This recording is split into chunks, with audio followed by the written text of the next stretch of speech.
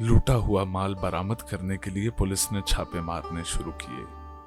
लोग डर के मारे लूटा हुआ माल रात के अंधेरे में बाहर फेंकने लगे। कुछ ऐसे भी थे जिन्होंने अपना माल मौका पाकर अपने से अलहदा कर दिया था ताकि कानूनी गिरफ्त से बचे रहें। एक आदमी को बहुत दिक्कत पेश आई। इसके पास शक्कर की 2 बोरियां थीं जो इसने पंसारी की दुकान से लूटी थी।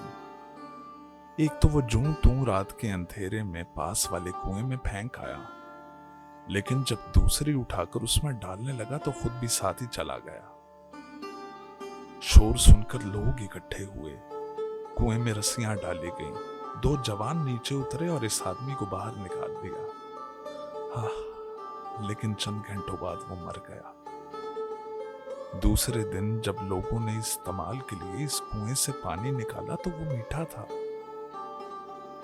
उसी रात इस आदमी की कब्र पर दिए जल रहे थे।